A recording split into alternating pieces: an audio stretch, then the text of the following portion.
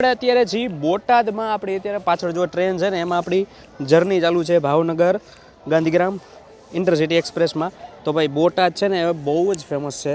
જો ભાઈ મસ્ત બોટાદ છે એ શું કામ ફેમસ છે?